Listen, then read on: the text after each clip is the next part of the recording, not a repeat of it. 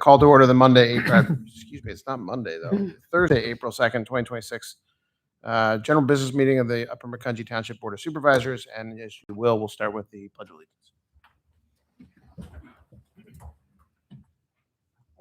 Allegiance to the flag of the United States of America and to the republic for which it stands, one nation, under God, indivisible, with liberty and justice for all.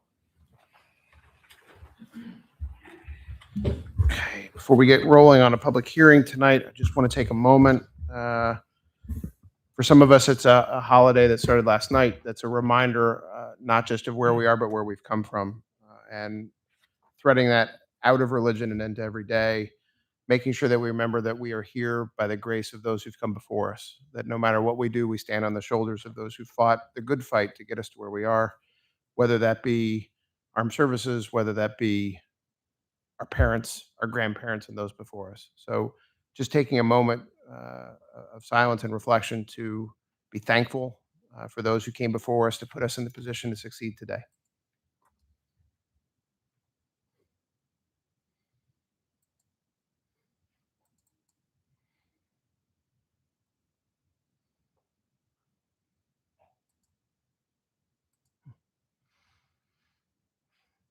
All right, thank you for indulging me on that.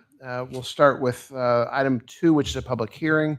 Is there a motion to open the public hearing on the matter of automatic storage and retrieval systems and the interim zoning ordinance? Is there a motion for that? Anyone? I propose a motion. Motion's been made. Is there a second? I'll second. All right, motion's been made and second. We now have we've opened the public hearing. This is a public hearing regarding automatic storage and retrieval and systems interim zoning ordinance update. The Board of Supervisors will not take action on the application during the hearing. However, the board may act on it later at the regularly scheduled meeting. Andrew. Thank you, Mr. Chairman. As you stated, this is a public hearing conducted pursuant to the Municipalities Planning Code. This meeting was advertised and published in the March 18th and 25th, 2026 editions of the Parkland Press.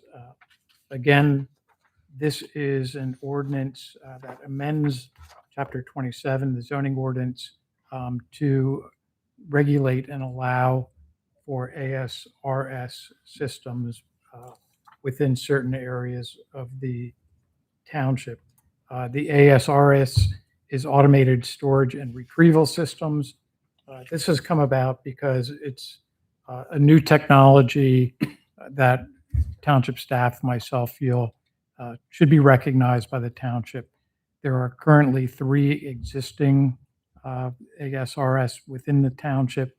2 of those have recently received variances to allow them. So township staff and myself and consultants have come up with language to amend the ordinance, which would regulate these ASRS. They regulate by district. They would be allowed in the LI and LIL zoning districts. They would be permitted to have a height of 120 feet. Currently in the LIL, office buildings can have a height of 150 feet. We felt that 120 feet was ample height. Importantly, these must be part of a multi-use campus involving manufacturing, office, and warehousing. The ASRS cannot be a standalone feature. It cannot be simply a warehouse structure with the 120 feet. It has to be connected to a campus, and the ASRS has to be incidental to the main manufacturing use. It cannot encompass more than 20% of the floor area of the principal structure. We are addressing this in the comprehensive zoning rewrite, but our opinion is that it's better to be able to regulate these where they go, and what type of facilities they belong, as opposed to letting them come before the zoning hearing board and receive a variance. Feel regulating them through the board is better than having them come before the zoning hearing board. The ones that have been approved essentially fall within these regulations. Um, But sitting through those zoning hearing board meetings, or at least one of them, they seem to be able to establish a hardship in these instances. So we do want to regulate them. So I don't know if Meredith or Ryan have any input on these, but that's what's being presented this evening to amend the zoning ordinance to allow for these ASRS systems. Meredith, you know anything? I think the only thing I'm going to add is that we are also just amending the number of stories to a principal building in the LI and LIL districts to reflect the height. So the height, like Andrew was saying, for office buildings is 150 feet, and we had a maximum number of stories at 4, so that was not compatible, and so we're just making it align a little better. And we also define what a vertical ASRS is. Ryan, engineering perspective? No, we don't have anything additional. So just to confirm, there's actually only one that technically exists right now. There's been approval for 2 that have not been built. Is that right? That's correct. One that has not been built that's actually on the agenda tonight is the Sam Adams ASRS. That's correct. And the other was the Project Kennedy ASRS that was approved a couple months ago, right? That's correct. And that one was 110 feet. And the Sam Adams one is below 120 feet as well, we I think is 130. Okay, so the Sam Adams one still would be non-compliant with this ordinance, but it received a variance. It's going to happen regardless. That's correct. Yes. And the Sam Adams is in the LI or the LIL? LI. And Yes, 2 are in LI and one's in LIL. Project Kennedy's in LIL. Correct. And Sharp is the other one that's existing. That's an existing ASRS that's been built. That's been in the township for a number of years. That's in the LI already. Yes. Okay. And just confirming that what we did was not build a new, 300-foot monstrosity on top of anything. It was limited to under the size of an office building that's permitted in the LI and the LIL, right? The 120 is composed of 120 feet, 150 feet? We came up with 120 just as what we felt was an ideal height. It wasn't the full. Actually, let me take a step back.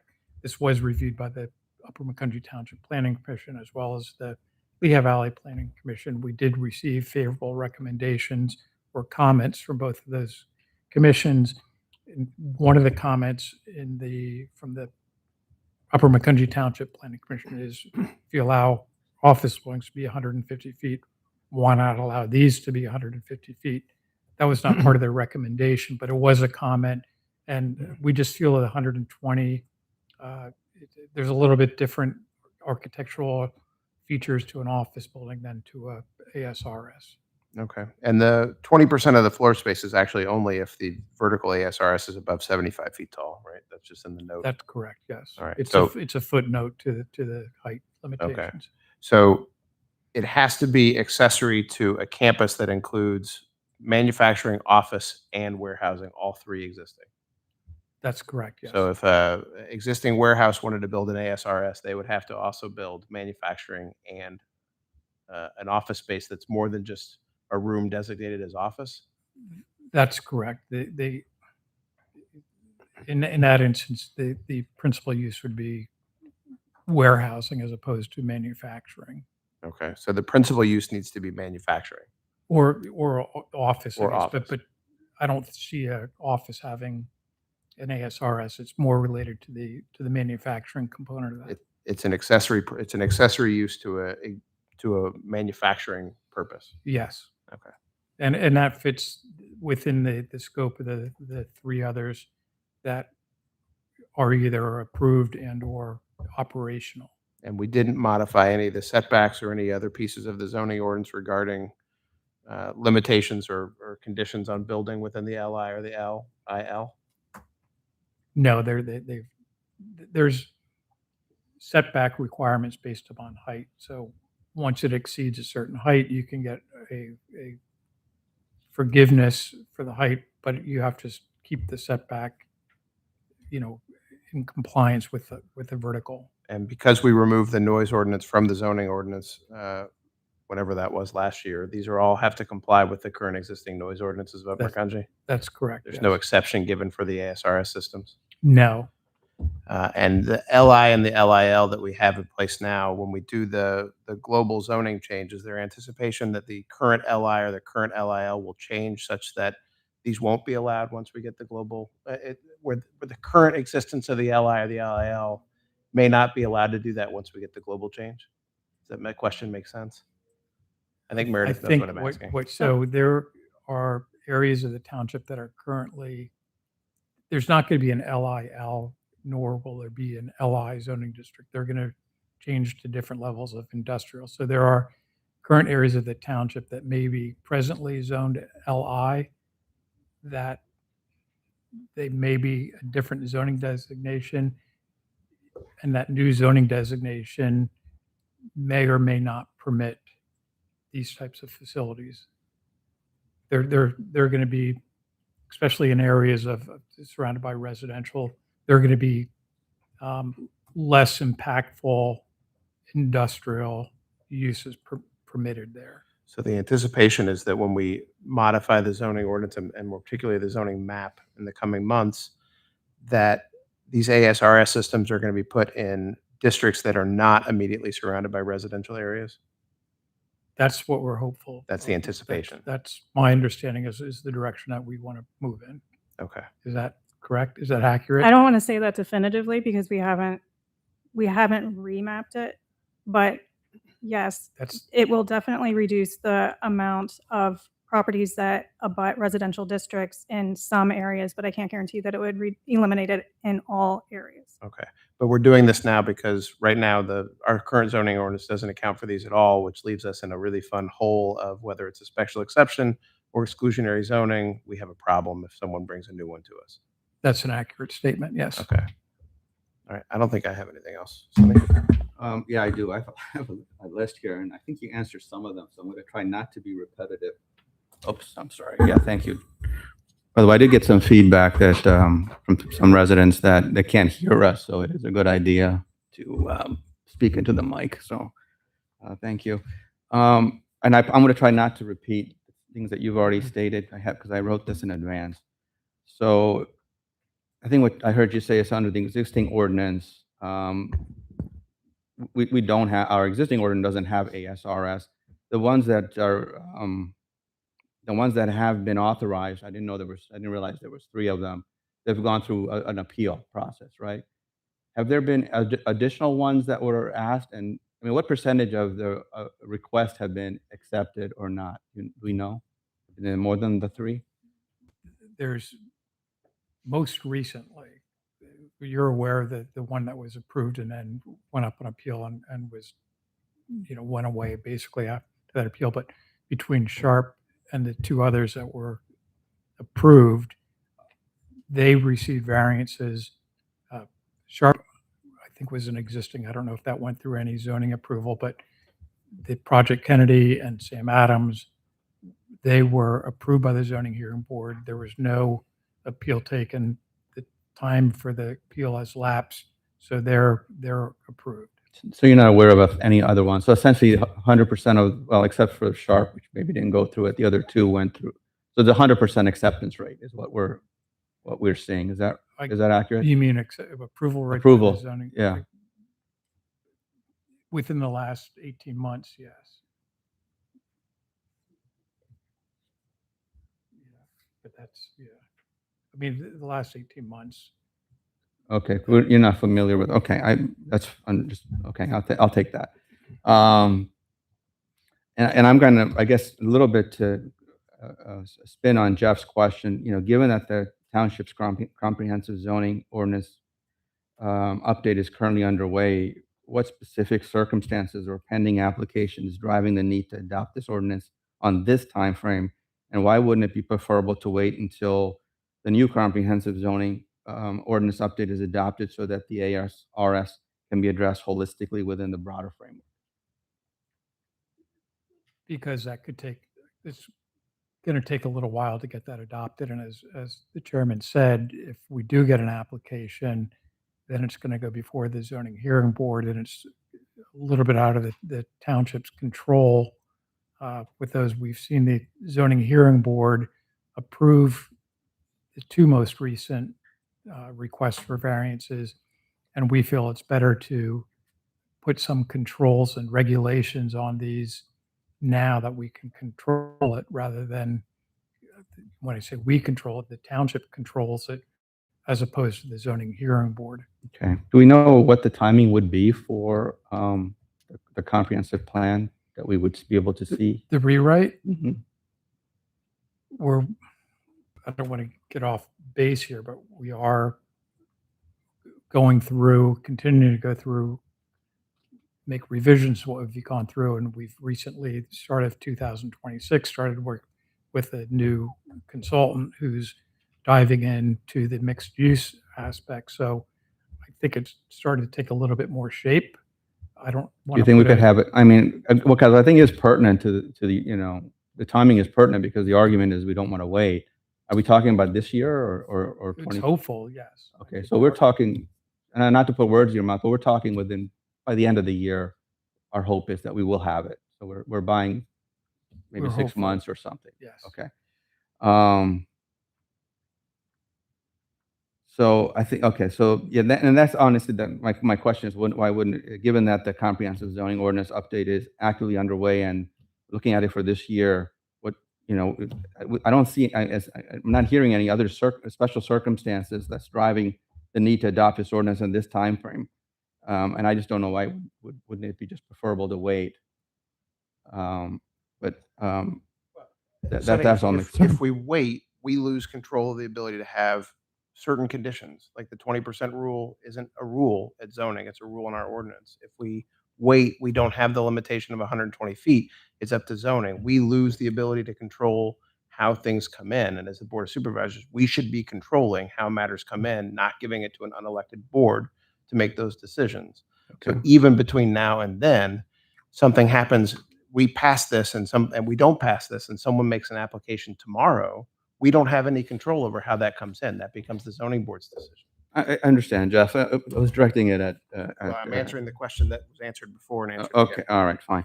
Let me talk a little bit about the approval process and permitted use. So under the proposed ordinance, under the new one, will the vertical ASRS facilities be permitted by right, or will they require conditional use or special exception hearing that allows for public comment and the imposition of conditions by the township? So let's use Project Kennedy. That's a LIL zoned. It's a manufacturing facility. So that was permitted, and now if this goes into effect, they would be permitted to have that ASRS as part of their manufacturing process. If it's strictly a warehouse, no, then they're not going to be subject to approval. So you're saying that if, so is it by right? Is it conditional or a special exception? How would it fall under that use? We would look at the use of the application. If it's a warehouse that comes in and wants to construct one of these, if it's a standalone warehouse, that would be, and it's permitted by right in the LI district. They could go up to 120 feet, but they need to be tied to have manufacturing component and also the office, and it would be limited to 20% of their floor areas, 20% of their floor area. So it's Primarily? it's the height that we're talking about. The height is permitted. So as long as they meet the conditions of that height, they're permitted, but they have to demonstrate that. Okay, and did I hear you say they could also do it for a warehouse? A warehouse put it in and had a very small manufacturing location, would that be No. permitted? It's the ASRS has to be an integral, an accessory component to a manufacturing Okay. facility. So it would fall under the manufacturing use, and Correct. in that case, it would be by right or conditional? it depends on the zoning district. LIL, Okay, I got it. manufacturing's permitted. So yes, a manufacturer coming into an LIL could have one, but it's could utilize the system, but it has to be a small component of their overall manufacturing facility. So it depends on what the principal use is. So in the case of Project Kennedy, it's pharmaceutical. Pharmaceutical manufacturing is permitted by right.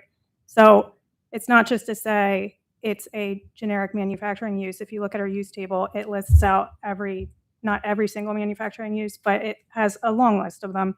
And then it'll say if it's permitted by right, special exception, conditional, or if it's not permitted in that district. So you're really looking at what the principal use Okay. is. That makes sense. Okay, thank you. So when the township implements the traditional zones as part of the new ordinance update, where will, do you have an idea where or maybe too early to tell, I think I heard you say, but where will the ASRS facilities be permitted, and has that future framework been taken into account in drafting this ordinance? So we have not explicitly mapped it out, but just in conversations when we were reviewing this with with the team who was working on the zoning rewrite, we've identified areas where it would not be appropriate. So the I-1, for instance, where the parcel size are a bit smaller and the buildings themselves are smaller, it's not very compatible. You need a campus setting. That's one of the requirements, if you read the footnote, that it has to be a campus manufacturing office warehouse. So we're looking at where those uses are located, and we're basing where they would be permitted off of where they're located. So realistically, it would definitely be the I-3, and it would potentially be the I-2, but it would not be the I-1. Yeah, I don't remember the classification requirements. Things changed, the names have changed and all that. Sure. So I-1 is less intensive and I-3 is more intensive. Yes. Okay. All right. So, okay, I think you answered that. I'm going to talk a little bit about, and since you touched on it, the proximity to residential districts. Are there any existing ASRS facilities in the township's LI or LIL district located near residential units where, say, a 120-foot structure could represent a dramatic and permanent change to the character of the neighborhood? We have that now. So your question was if there are existing ASRS? Yeah. No. None of the ones that we have right No. now are near residential districts. Okay. So under the proposed ordinance as drafted, is it possible for an ASRS facility to be sited in close proximity to a residential zoning district or existing residential units? And if so, are there any provisions that would limit that? There are areas of the township that are zoned LI that are in proximity to residential areas or neighborhoods. As far as conditions on those, that's what Meredith has just, it needs to be a campus-like setting. It needs to be manufacturing. I don't know if there's any vacant parcels that would be subject to this.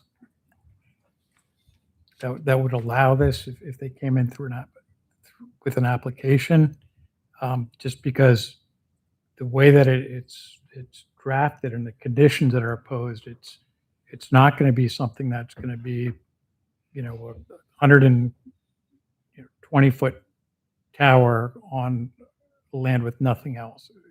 It's going to be, a 1/5 percentage of an overall campus of the building. So you have it's some. going to need to be a significant sized manufacturer to get these in here. Okay. It's not explicitly written, but you're saying that there's some conditions that would make it more difficult. It but not, is specifically written that it needs to be a campus-like setting. It has to be incidental to a manufacturing use. I'm just saying, I'm sorry, it's not explicitly written that it can't be against residential, but you've got conditions that would make it harder, but not That's not right. not, That's correct. not 100% Yep, precluded. that's accurate. Is that a fair summary? Okay. Yep. All right. So does the ordinance establish any minimum buffers or setbacks distances between vertical ASRS and an adjacent residential zoning district? And if not, does the township have the legal authority under the MPC to add one? And further, should those protections extend beyond strictly adjacency to include any residential properties from which a vertical ASRS would be visually predominant, given that a 120-foot structure on relatively flat terrain can be clearly visible from residential areas well beyond their immediate boundary, property boundary. Could you break that down? I'll that give you the two question? questions. Yeah, I apologize. First of all, and I think you said something about this, Meredith, but I didn't completely catch it. Does the ordinance establish any minimum buffer or setback distances between a vertical ASRS and adjacent residential district? And if not, does the township have the authority? Can we put one in? Could we add that to the ordinance? Go ahead. So we didn't create any specific additional buffer requirements or setback requirements because we felt that the requirements that are already applied to the districts were sufficient for the ASRS component. We were trying to consider whether these would be obtrusive because of the setback requirements, but we don't feel that they will be because they will be set back within the campus. So to create additional requirements, we found that we had to so we were measuring from existing properties to see what would a realistic buffer be. And we found that what exists creates enough of a buffer that creating even a further buffer would be excessive. So we didn't go that route. We just decided to stick with what's existing within the LI and LIL districts. Okay, but you're assuming, I guess, based on like a Kennedy application, that the ASRS is somewhat in the middle of the building. But what if it was on the edge? That it would be. It can be, but I don't think that's very realistic.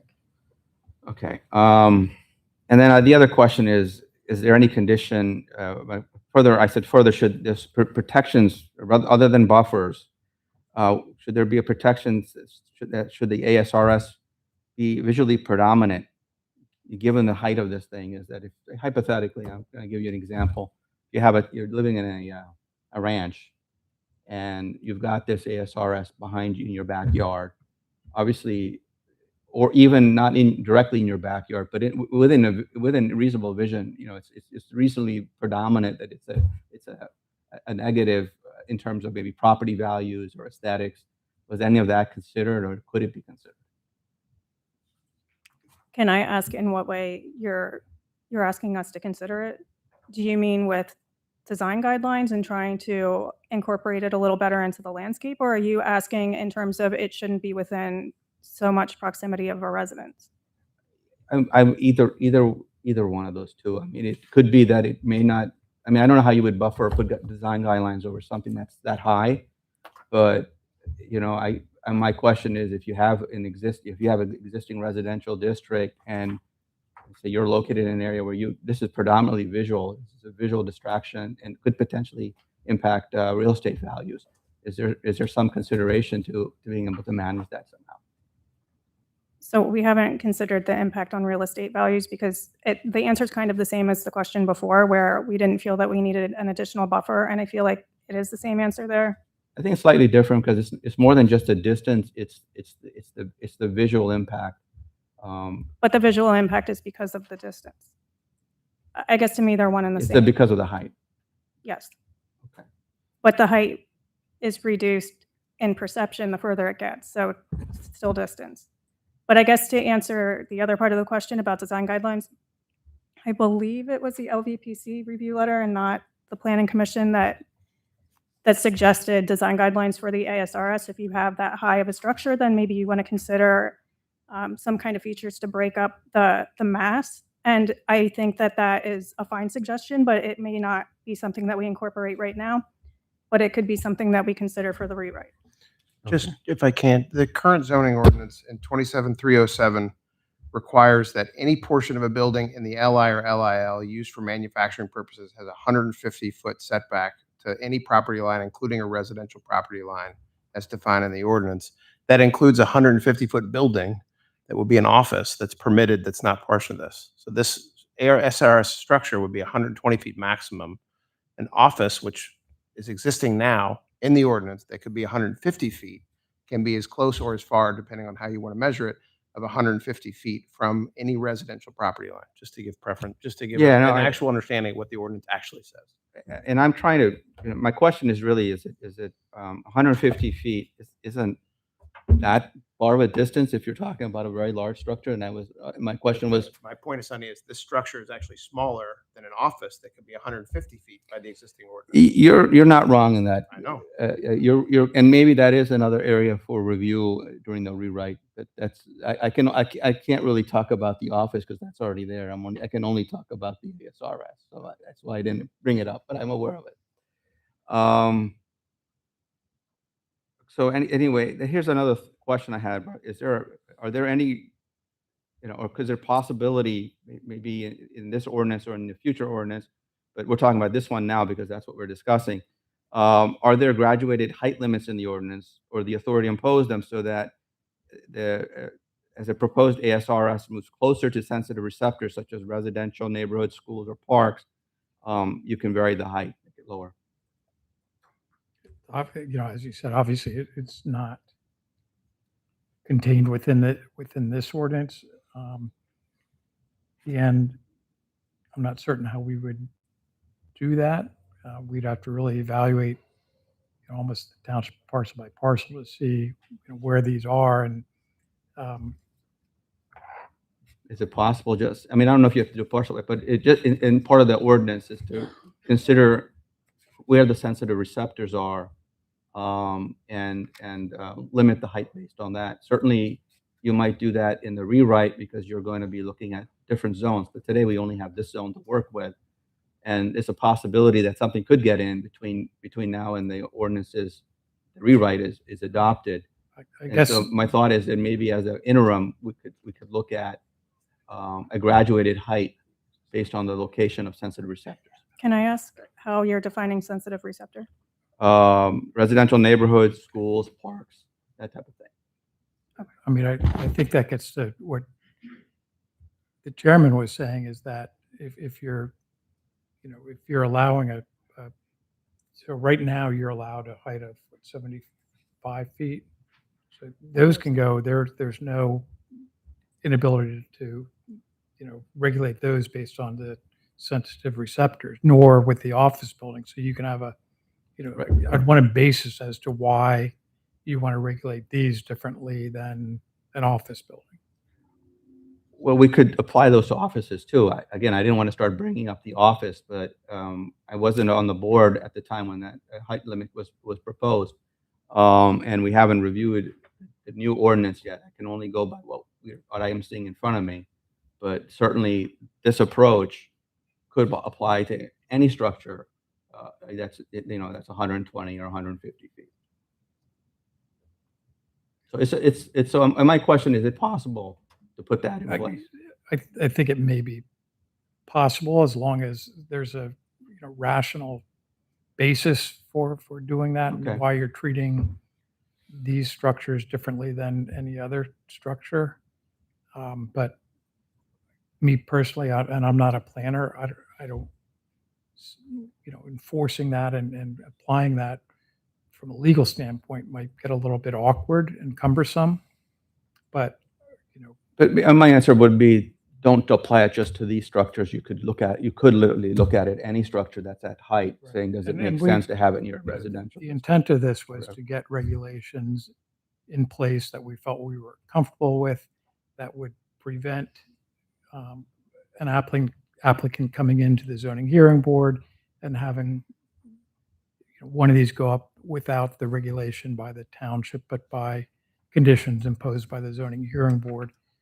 We're in the middle of a zoning rewrite, just like the data center ordinance. We were trying to get something in place that would regulate the data centers.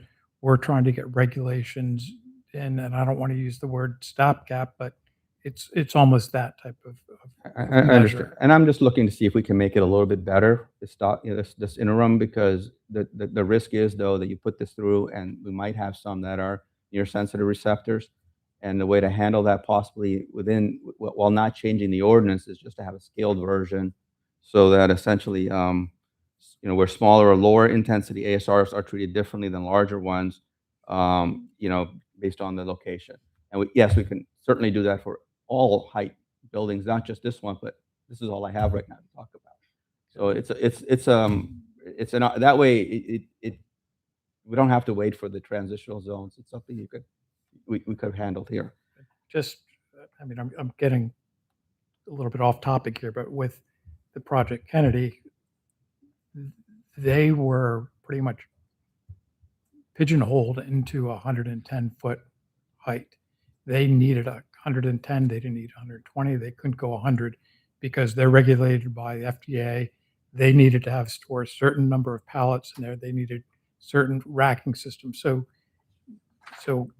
to say they're regulated based upon the location, I think an applicant or a user could come in and say, we have a hardship. We want to utilize this. We need this, this height. Again, that's where it gets a little bit cumbersome. And, we're trying to get regulations in place now that we can, maybe go back and refine later. There's no doubt that these are going to be a new technology that are coming to this area. And we're just trying to get ahead of it. Okay, now I don't want to be. I've thrown it out there, and I don't want to go back and forth on it. So I will add that area. I don't think the Kennedy project does not have any sensitive receptors nearby, but I'm talking about areas, situations where it does. Okay, moving forward, the ordinance limits that Jeff had talked about and was discussed earlier is that the portion of the ASRS exceeding 75 feet, anything exceeding 25 feet, to have a total 20% of the total floor area of the principal structure as a limitation. My only concern is on very large campuses where 20% of the total floor area could represent an enormous footprint at 120 feet. Is there any consideration given to putting a cap? Consider whether the cap is meaningful in practice, and should the ordinance instead include a maximum cubic volume limit or an absolute square footage cap rather than just a percentage, to provide more predictable and enforceable limits on the overall building scale and bulk. And that's something that I suppose, could be, it could be calculated that way or limited that way. But the ordinance before you does not have that. Yeah, I understand. There's an opportunity. I was just thinking there's some opportunities to kind of to make it a little bit better, to give us a little bit more control. I had a question about the shadowing and environmental impact. As more residences and businesses invest in rooftop and solar-mounted solar systems, have you evaluated the potential shadowing impacts of large structures such as these 120-foot ASRS on neighboring energy production? And are there any provisions that we could put in the proposed ordinance to protect against those existing investments? We did not consider that. I've been involved in situations where tall office buildings have been constructed and neighboring property owners have made that allegation, but there's no, air rights that protects them. So I wouldn't want to put that into a zoning ordinance. So have you seen anywhere where a township has the authority to require like a shadow impact analysis as part of the approval process? I have not been involved in any. I'm not saying that there's none out there, but I personally have not been involved in any. So you're saying, would it be unreasonable to, if somebody puts in a solar system and now their system is not meeting their investment return because it's being shadowed, or even agricultural land where you're farming, is it unreasonable to? I would say yes, that it is unreasonable. Again, there's no, air or, rights to. It's actually sunlight. We're not regulating air, but it's just access to sunlight and a shadowing. Okay, you answered the question. Does the existing ordinance, as it's written, and we talked about the noise ordinance, have you looked at any special requirements because you're now at a 120-foot structure? Special requirements for regarding noise. noise? Yeah. No, I think the noise provisions in the ordinance are sufficient to address anything that would occur. on Okay. site. What about light spillover from something at 120 foot?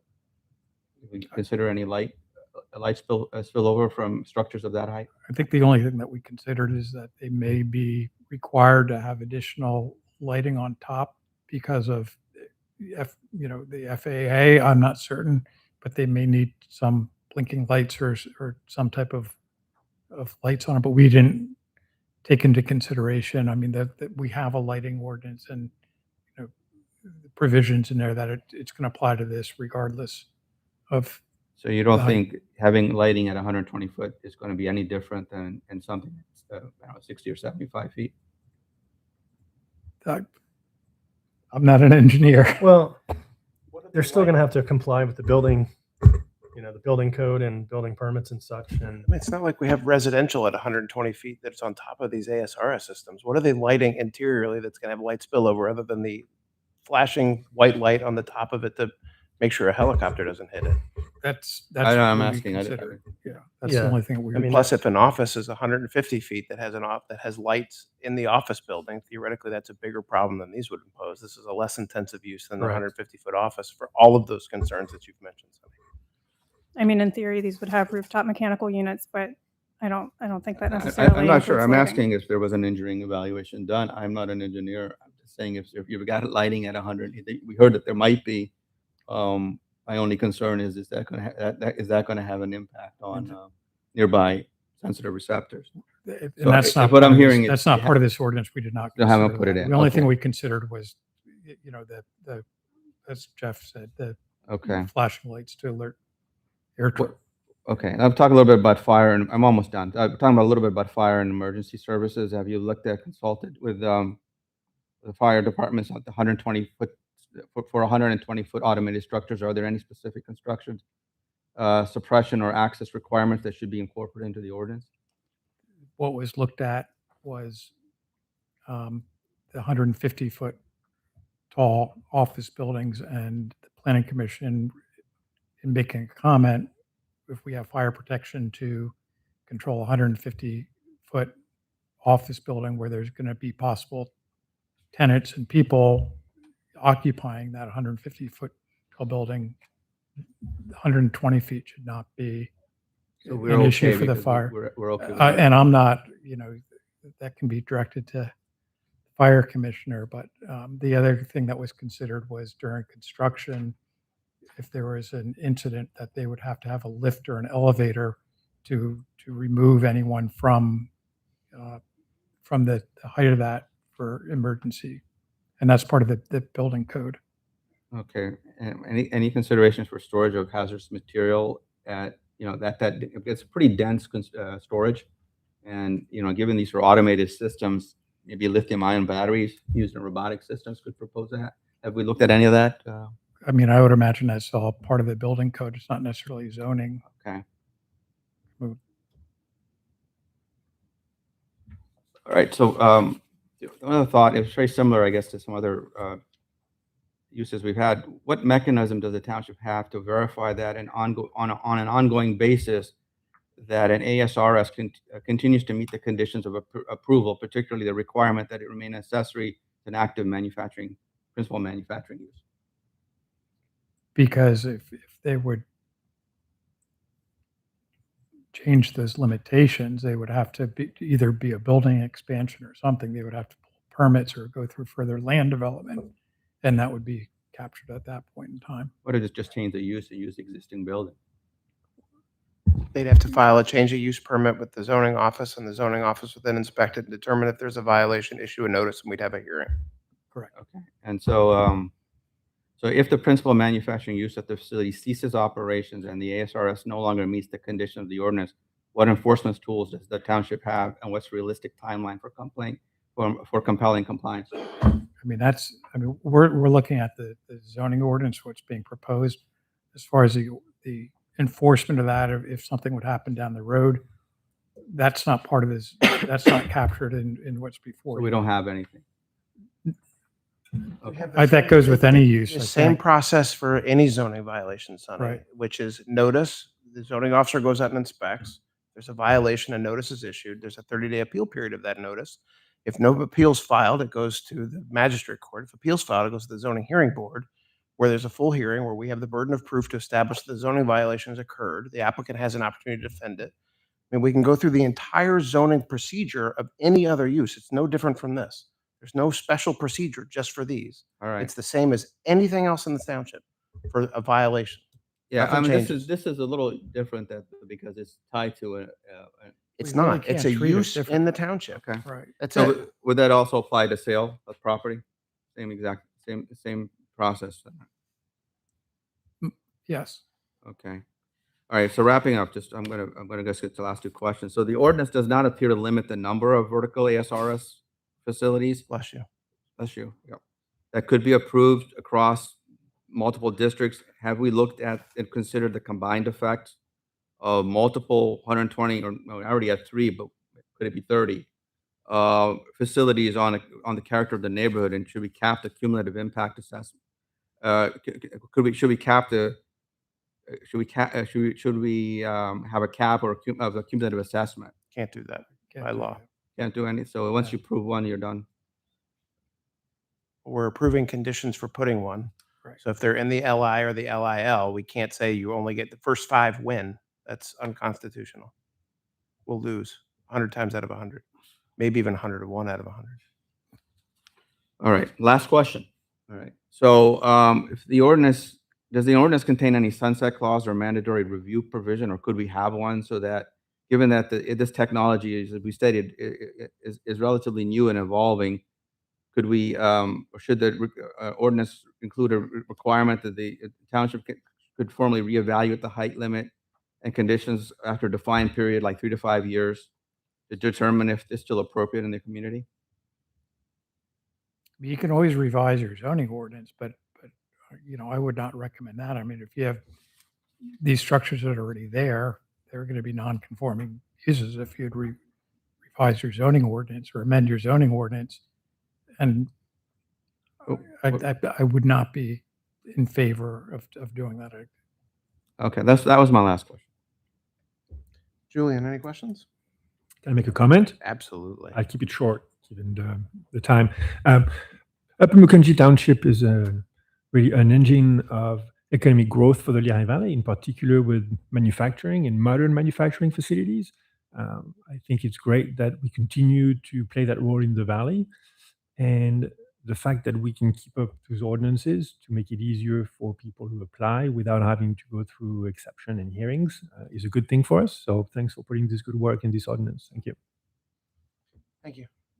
Any public comment? Anyone want to be heard on this ordinance? Any final comments from staff? Anyone? Seeing none, is there a motion to close? Do I have a motion to adjourn the public hearing?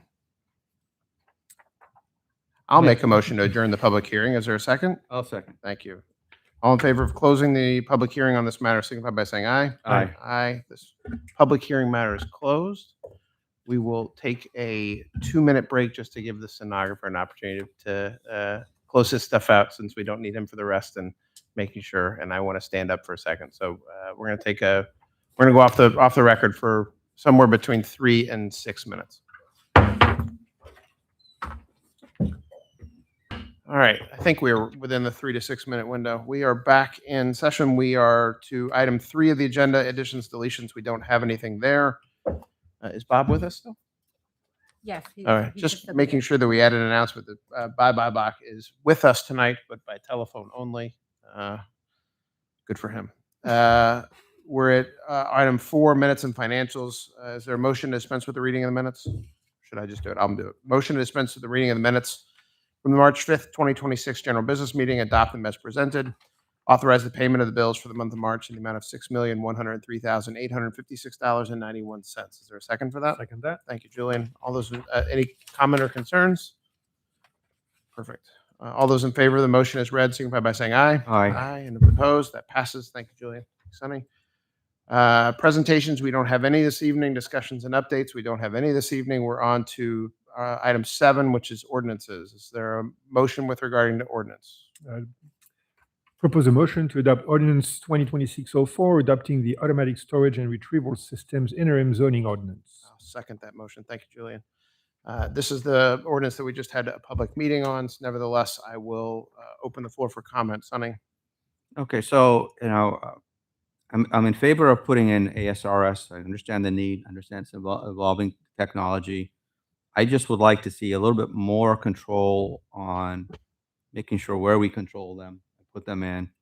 I understand that we probably will have that in the rewrite, but I don't see it right now, other than, yes, structurally, there's some limitations. So that is my biggest concern of the ordinance. Other than that, I have no additional comment. Julian, any comments? No. None from me. Anyone from the public have a comment on the ordinance?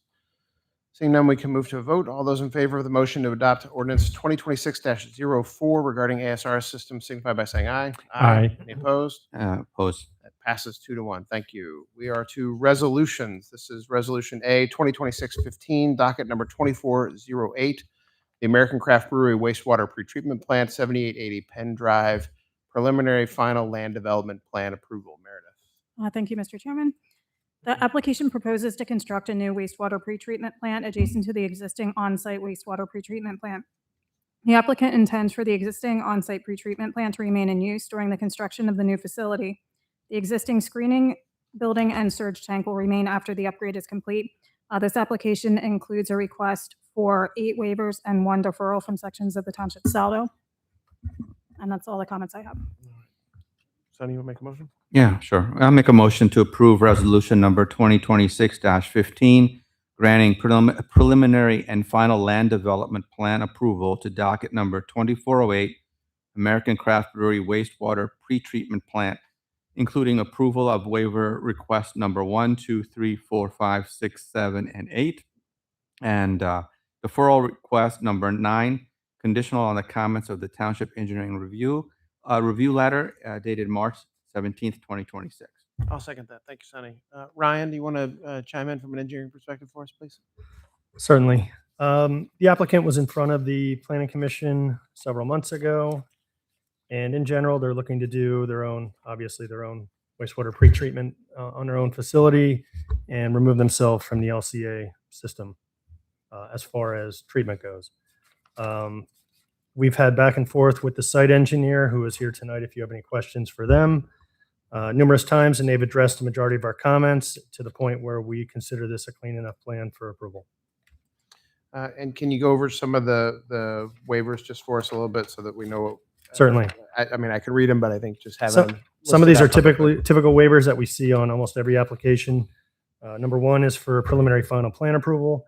Number 2 has to do with stormwater management and recreation facilities within 200 feet of this site. It's obviously a large, Sam Adams is a large area, and we don't feel that they need to show all those facilities.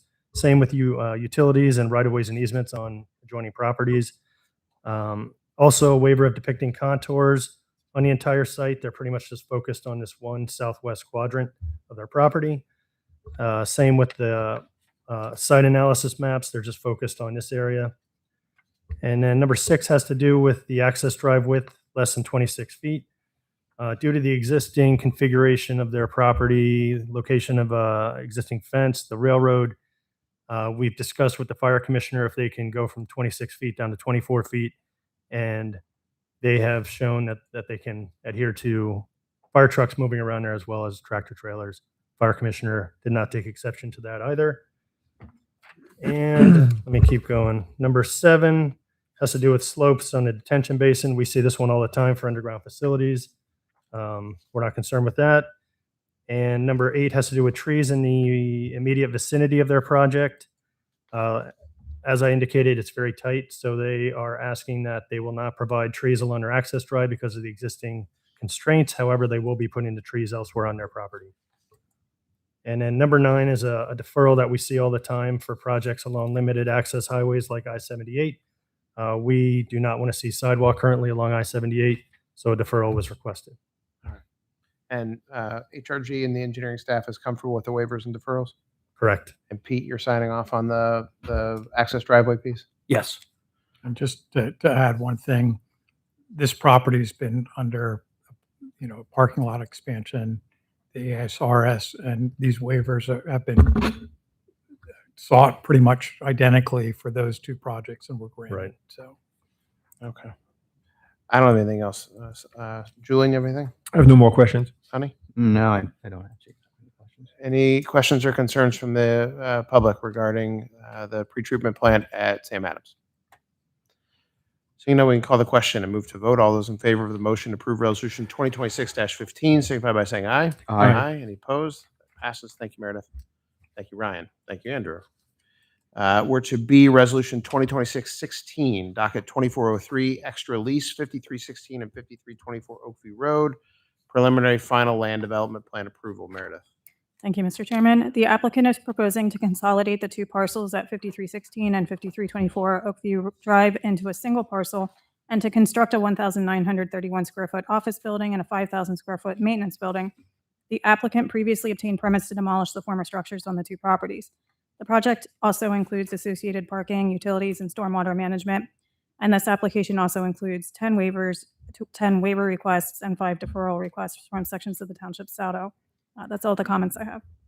I'll make a motion to approve Resolution 2026-16, granting preliminary final land development plan approval to docket 2403, extra lease LLC office and maintenance building, including approval of waiver request number 1, 2, 3, 4, 5, 10, 12, 13, and 14, and deferral request number 6A, 6B, 7, 8, and 9, conditioned upon the comments in the staff and township engineer review letters dated March 26, 2026, and March 18, 2026, respectively. Is there a second for that?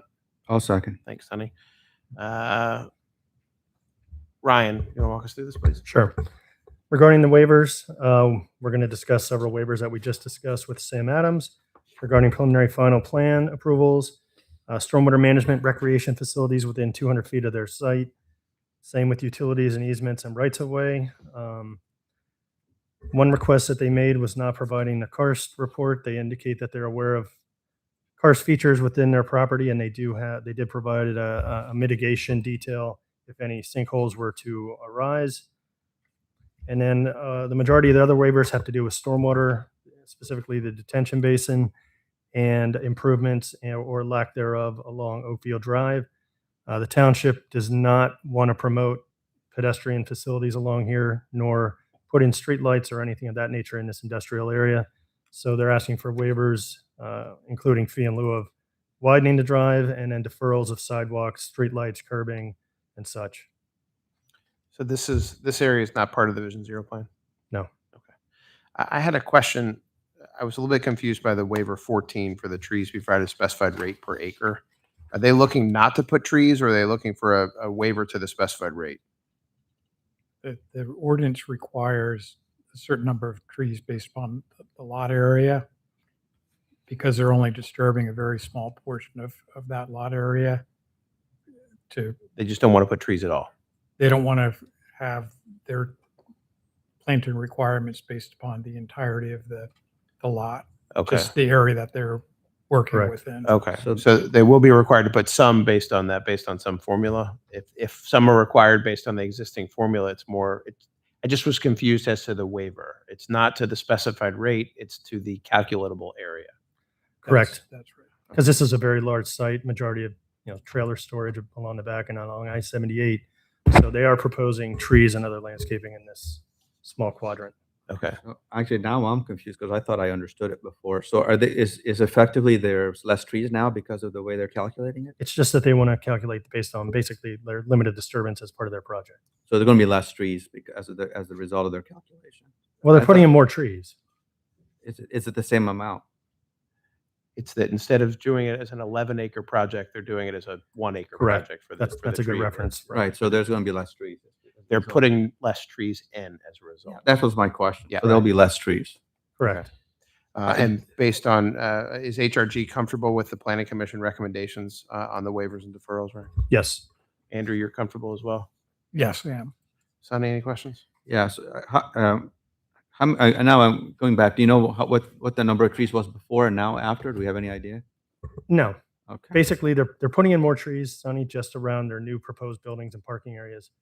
They have, I don't know the exact number, but let's say another 10 acres. They are not going to put a rate number of trees in the other 9 Okay. acres. All right. And the other question on waiver 5, you said there was a waiver is being requested to allow a 21.6 foot cartway width for the proposed Oakview Drive with a fee in lieu of widening. Do we know what the fee is? They provided cost estimates. I don't have that number right in front of me, but we've been going back and forth with them, and they'll have to provide that. I'm sorry, we do have that as part of the packet. for, Maybe I missed it. I didn't see it. It's in there. looks like it's 16,000 and change. 16,000. Okay. Let me see if I had any other questions. I lost my paper. Okay. All right. It was this one also that had the dewatering hours were impacted, or is that another one? This is, yeah, they do have a waiver in there for dewatering. That's one of the stormwater I referenced. It is waiver number 12. Okay. And I mean, I just thought the numbers, went from waiver of 12 hours instead of 4.24, which was interesting So, number. so the ordinance requires between 24 and 72 hours. So 1 Yeah. day to 3 days of dewatering. Because this is not a volume control basin, it's just for quality. They're going to be dewatering within less than 5 hours. Okay, and you're comfortable with that? Yeah, Okay. we're fine All with right. that. I was just Yeah. was completely understood. Okay, that's all I had. Julian, anything? I have no questions. Anyone from the public want to comment on extra leases, preliminary final land development plan approval? Seeing none, we can move to the vote. All those in favor of resolution 2026-16, signify by saying aye. Aye. Any opposed? That passes 3-0. Thank you. Thank you, Meredith. Thank you, Ryan. Thank you, Andrew.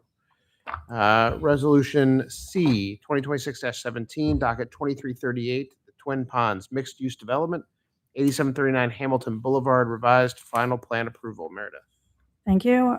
An application proposing to construct a mixed-use apartment and commercial development consisting of 132 residential apartment units and a daycare facility was approved by the Board of Supervisors on July 3rd, 2024. The development utilized the regulations of the township's mixed-use overlay zoning district, which has since been repealed. The applicant is proposing to revise the recorded plan to align the fronts of buildings 1 and 2 and buildings 10 and 11. Additional changes include constructing a 6-bay detached garage, reducing the size of the dumpster pad, relocating landscaping, and adjusting grading around the buildings. This application does not include any waivers or deferrals because those were already approved as part of the preliminary final land development. And the requests are pretty simple for the changes that are being proposed. Thanks, Meredith. All right. Let me make the motion. Sure. Are you looking for something? All right. So I'll make the motion to approve resolution number 2026-17, granting conditional revised final plan approval for docket number 2338, Twin Ponds, conditioned on the comments found in the township engineer review letter dated March 12th, 2026. I'll second that. Thank you, Sonny. Ryan, engineering, any comments? Yeah, we had some back and forth with the developer and their site engineer. This is pretty as basic as it gets. Six bay garage that's replacing what they were proposing as surface parking lot and some changes to their garbage area. And some really minor modifications to the existing buildings, right? Yes. Some are Yeah, shifting slightly to the they're left or shifting the them right. for some alignment. Buildings number 1 and 2, and I think 10 and 11. So we did have some grading concerns initially. They addressed them, and we're fine with this being approved. Okay. Andrew, anything? I have no comments. This has previously been approved as a mixed-use development. I guess the apartments are going to be coming online first, but we just want to be certain about the second component of that, which is the daycare center and what the status of that may be and what they're still planning on constructing that in accordance with the mixed-use project. Someone here from, is it Vanguard Development? How's it going? Great, how are you? I'm great. Can you just introduce yourself for me? Yes, the daycare will eventually be constructed. We're currently marketing it, looking for a tenant. If we don't find one in a reasonable amount of time, we will do it ourselves. Okay. Because I'm fairly certain that the mixed use ordinance that this is under, even though it's been since stricken from the annals of history, the apartments were conditioned on, it's residential condition on the underlying commercial. So it's one of those things that I think, I may be wrong, but I think that the commercial has to get built. And there's going to be a limit to how many apartments go in before the commercial gets built. Is that your understanding as well? I don't know I don't have the ordinance in front of me, but there's a the percentages of, residential versus commercial. So we don't want this to develop as a residential, 100% residential With a pad. with a pad sitting there for 10 years not being developed.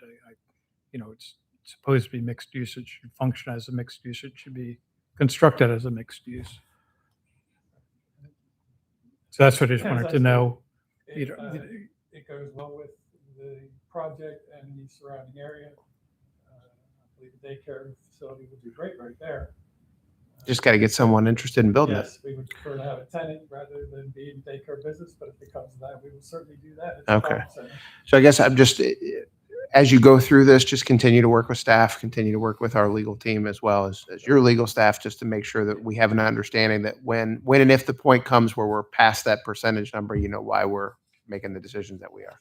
One I of think- the comments was that my attorney should consult with Andrew and make sure there's no changes required to the agreements, and we'll do that probably next week. Okay, good. Appreciate it. Thank you for No, coming. thank you. Sonny, anything? No, I just think we should probably make sure that's clear so there isn't any misconfusion. So between the parties, because it seems like there may be some unclarity there. So that's my only recommendation. Julian? No questions. Questions from the public, concerns? Yes, sir. You got to come on up for me. Okay. Is this related? This has to be related to this. Okay. Yeah. Introduce yourself for me, please. Sorry. Dr. Jeff Whitcomb, Lower Macungie Township. I just had a question or two about that, just because this is the property that's across from the diner. Used to be a Trivet Diner. It's across the street. Okay. Is the development going to be tied into Twin Ponds Road on the backside, or is the only egress going to be on 222 Hamilton Boulevard? There's a private. Yeah, it's connected to Twin Ponds Road, and it's also connected to Tree Line Drive.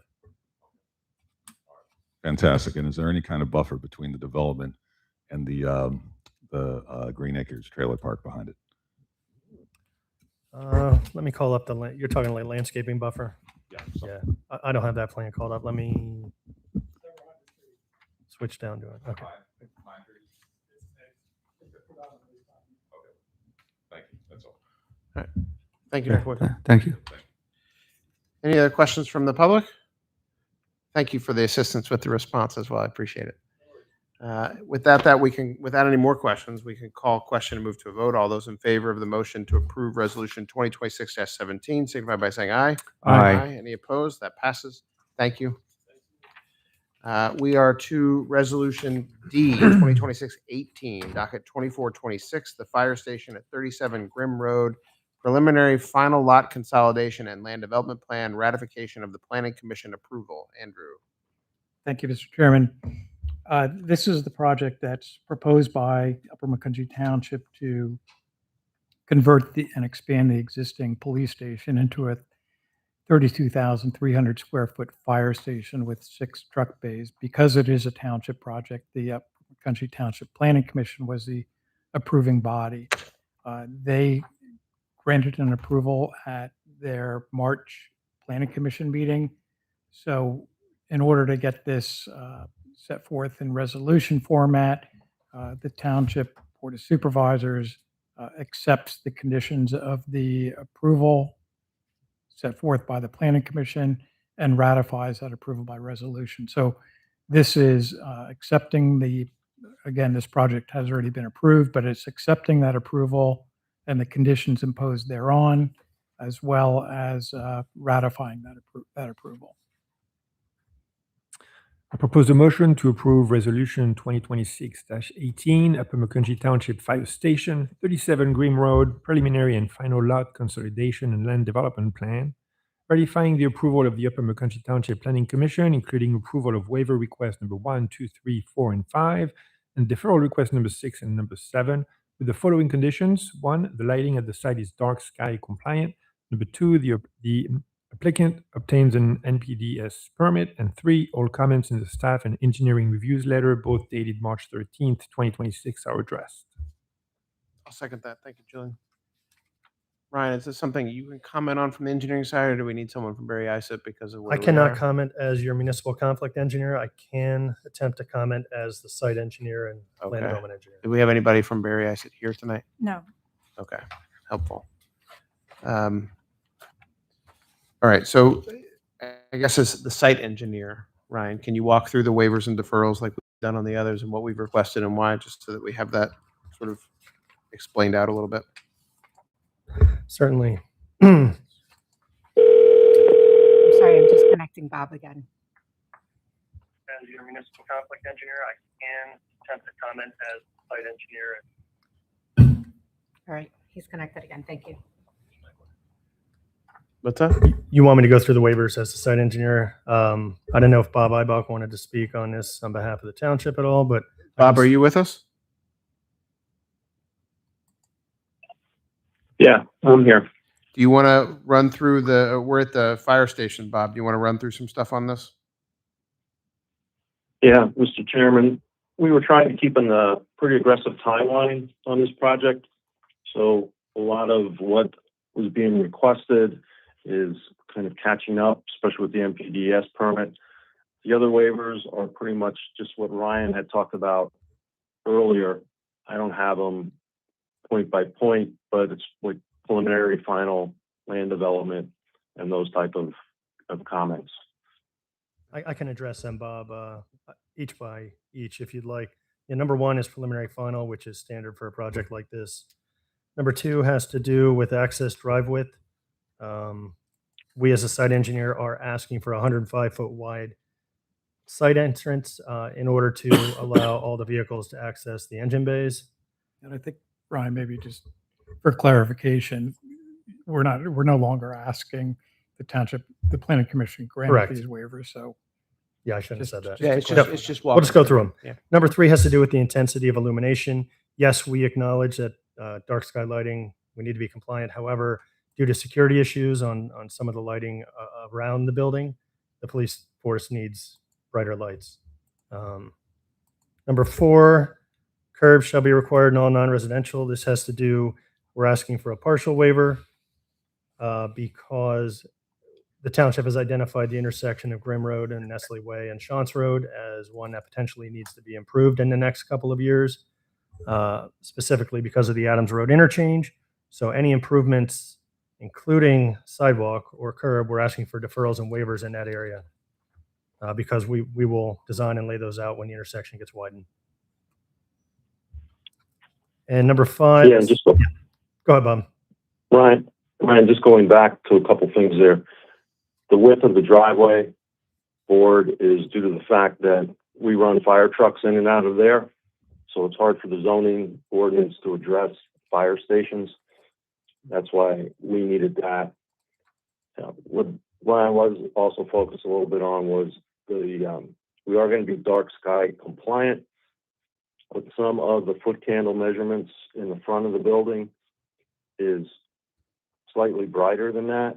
But we felt with that the fire trucks will be pulled out. There'll be some training. There'll be some maybe a little bit of maintenance. Pete can talk specifically to that. That it was better to have it brighter there, where the firemen would be working around the equipment. Excuse me. And what Ryan was also talking about was the deferrals that were granted for curbing and sidewalk due to the possibility of intersection improvements to help with traffic flow. When we look at the Adams Road interchange impact on some of these other roads, Keystone had looked at that. Keystone Consulting Engineers had looked at that a couple of years ago and thought that there's a good possibility we'll be adding turn lanes in that intersection, which is kind of widening. So we didn't want to put something in that we may have to dig out and replace 5 years from now. The NPDS permit is in process. We've had an expedited review with the county and the state on that. One of the delays, you might say, in getting it expedited is they like a lot of their information up front and correct right from the get-go. So you don't have the opportunity of the back and forth as you would under a standard review process. But as was explained to the Planning Commission, and they agreed with our point of view, township works with the county conservation district and DEP all the time. It's in our interest to, follow their instructions and carry out what they're requesting us to do. And if there's anything else you'd like me to add? Let's see. Sonny, you have any questions? No, I don't think so. Julian? I don't. Nothing from me. Anything from the public about the fire station plan approval? So the police station is going to be relocated to the corner of Grange and Citronia, where it's part of, it's not part of the thing tonight. 6517 Citronia Road. So it's going to be connected to the park. That's part of a 1-2 step process that we got going on here. And Jeff, that's under consideration by the Planning Commission For next this month. Or this month. Yeah. Correct. So that'll be here, us hopefully ratifying that plan next month. Anything else? Seeing none, we can move to vote. All those in favor of the motion to approve Resolution 2026-18, signify by saying aye. Aye. Any opposed? That passes. Thank you, Ryan. Thank you, Bob. Thank you. Resolution 2026-19, docket 2427, 7036 Rupsville Road, lot line adjustment, ratification of the Planning Commission approval. Andrew. Thank you again, Mr. Chairman. Much like Resolution 2026-18, this is a township project, so therefore it was approved by the Upper Macungie Township Planning Commission at its March meeting. This plan proposes to combine a recently acquired township property that has a little bit over 4 acres, and that's going to be combined in with the existing 92 plus or minus acre parcel that's also owned by the township, known as Grange Road Park. The result will be a 96.685 acre park parcel. So with that, just like the last resolution, you're going to be accepting the Planning Commission's conditions on their approval and ratifying their approval with the adoption of this resolution. I'll make a motion to approve Resolution 2026-19, 7036 Rupsville Road Monterey Light Line Adjustment Plan, ratifying the approval of the Upper Macungie Township Planning Commission, including approval of waiver request 1 and 2, and deferral requests 3, 4, 5, 6, and 7, conditioned upon the staff engineering review letters dated March 13th, 2026. Is there a second for that? Second that. Thank you, Julian. Bob, you want to offer some comment on this one?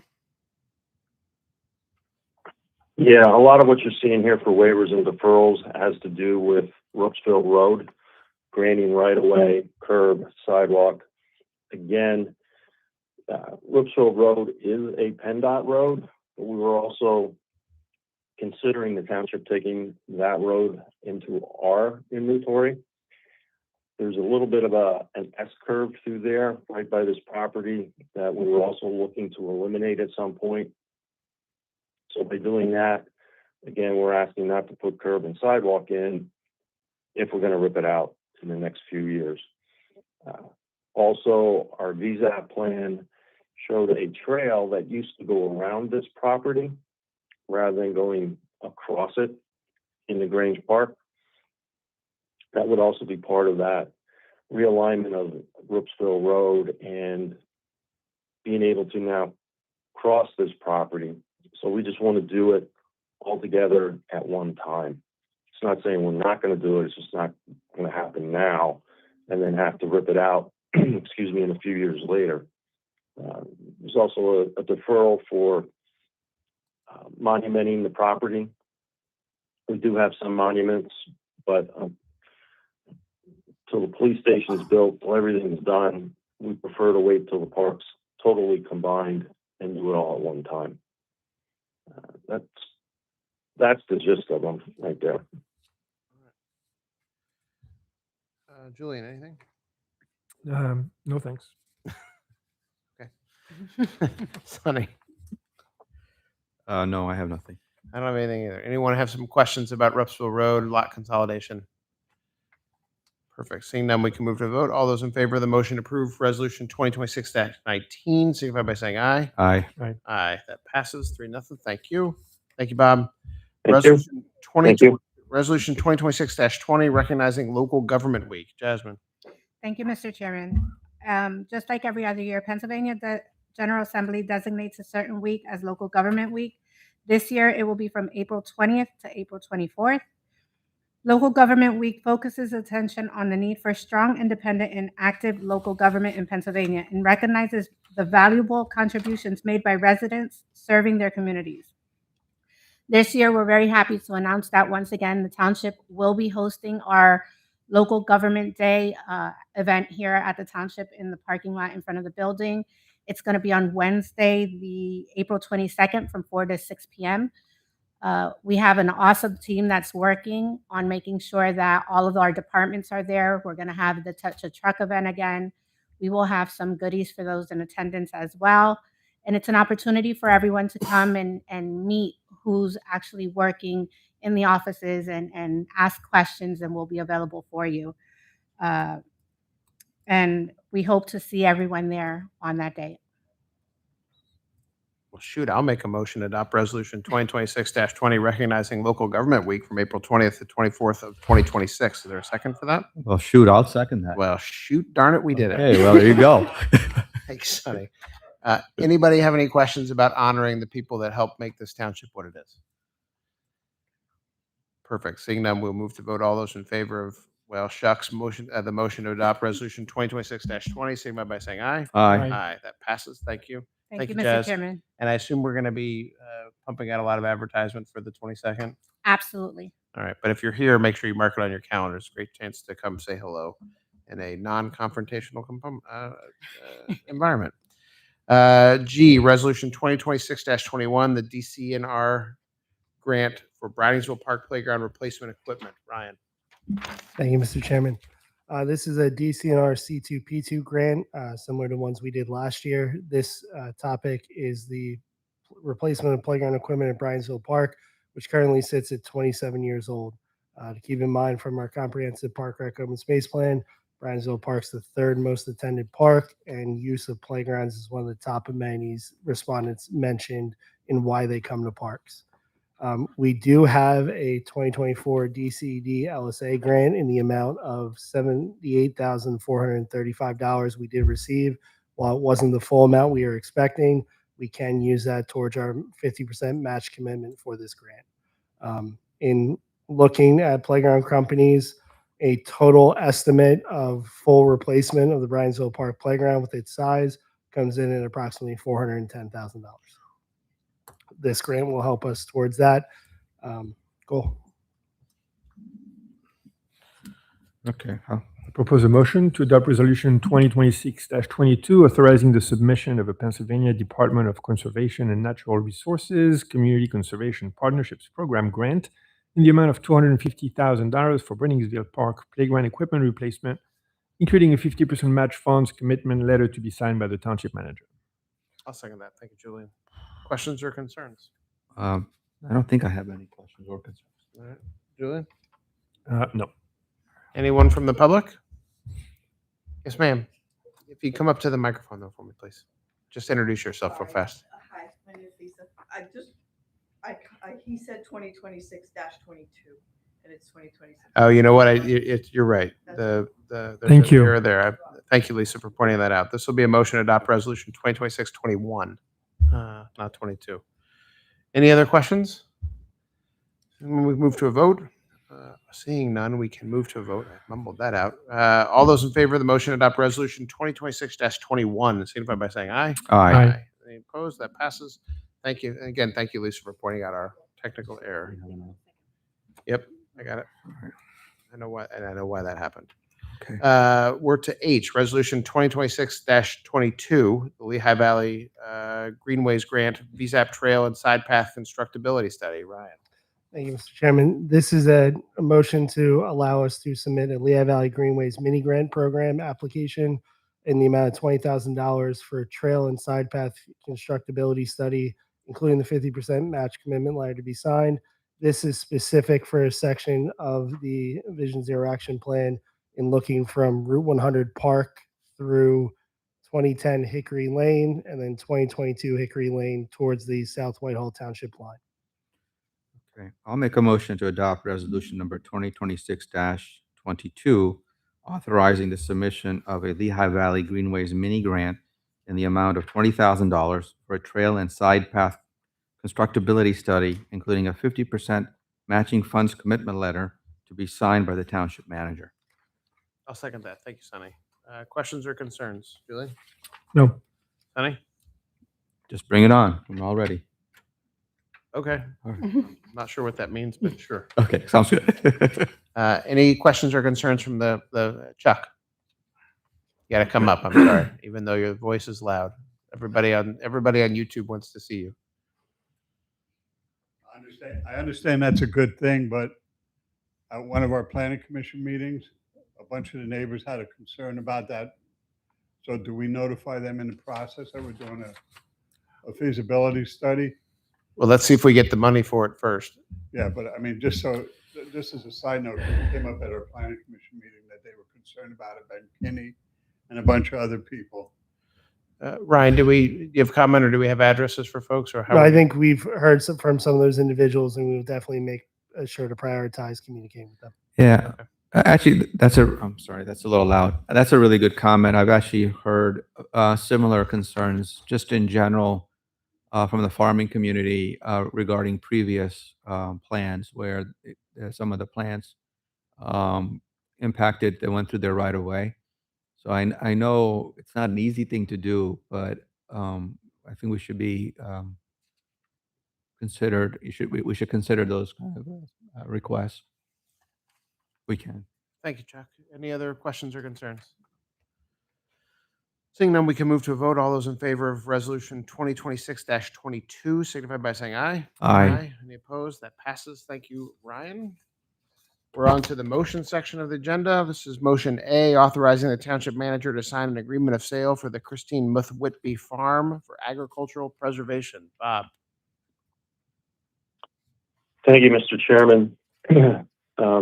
Ms. Muth Whitby approached the Lehigh County Conservation District Division of Farmland Preservation probably about a year ago. At the December meeting, I made an announcement that she was willing to put her property into ag preservation. As of June, she will be available to put that into ag security, which she is looking to do. There's some mitigating circumstances with timing of actual closing on this property. So Farmland Preservation at the county is asking us just to give myself the authorization to carry it out whenever it works in the best interest of the property owner. It is just over 25 acres. The county has a cap at what they can put towards the purchase. Based on the appraised value, the township is being asked to fund the difference between that county cap and the appraised value. And that amount is $195,478.34. That would not be due until actual closing, which could be any time in the June, July timeframe.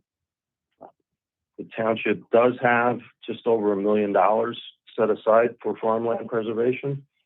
So this funding is not an issue on the budget, but it still needs board authorization.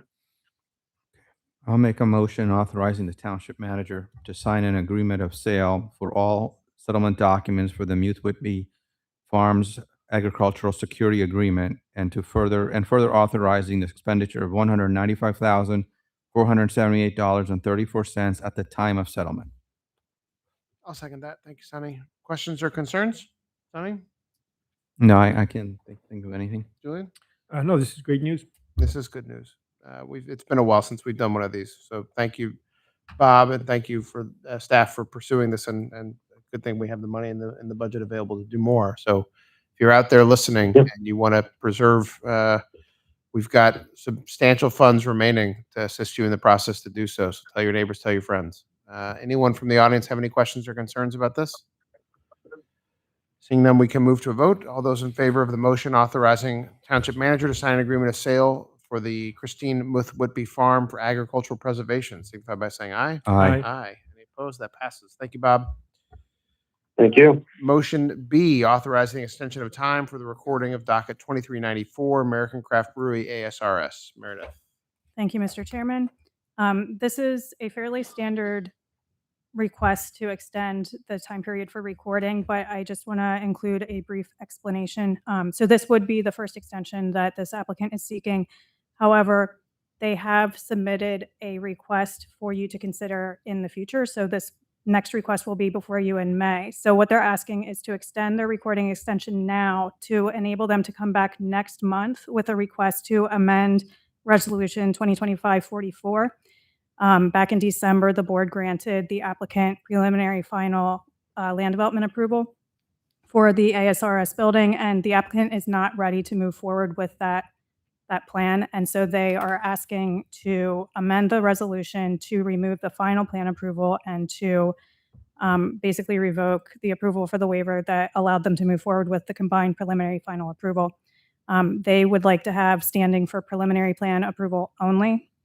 And as I said, that's not before you tonight, but just to understand the reason for them requesting the extension, I wanted to provide you with that backstory, so you will see them next month. I'll make a motion authorizing extension of time limitation for the recording of docket 2394, the American Craft Brewery ASRS building to August 1, 2026. Is there a second for that? Second that. Thank you, Julian. Questions or concerns? Sonny? Okay, I guess I'm a little confused. So when the original approval, was that preliminary final? Yes, so they received preliminary final land development approval, but they are not prepared to start construction on the ASRS building. And so if you were to amend the resolution and grant them preliminary plan approval only, it will give them 5 years to return with a final plan. So they would not have to start construction before they're ready to move forward. So this is kind of a mechanism to push out moving forward for another 5 years potentially. Yes. Okay, that's what I was trying to get at. To understand what the ask was. And the applicant is here if you'd like to speak to them. Sure. Do you want to say anything in behalf of this to help us understand what's going on? PJ Malachek. I'm an engineer with Miller Brothers Construction. We prepared the land development plans. So essentially the applicant, Sam Adams, is delaying construction due to costs. They're not planning on building the ASRS project. They don't know when or if they will pick it back up.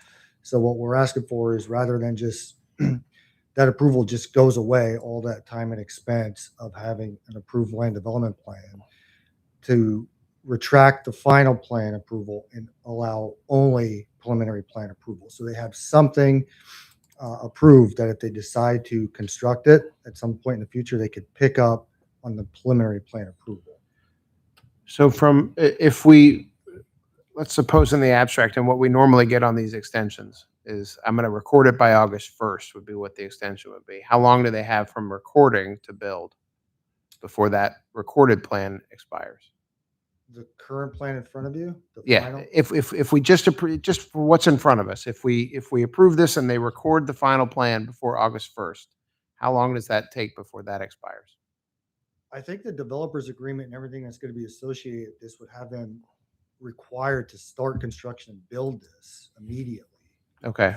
And there's no plans to build it. Okay. So if we, It's generally a construction period within 60 months or 5 years. 5 years, right? That's what I thought it was. So essentially what we're doing is pushing you back to preliminary to give you 5 years to then get another 5 years. So it could be at this point, for next month's consideration, it'd be essentially saying, if you're not planning on building it, you're in a rough 10-year period now before you build it. Where's the 10 years coming from?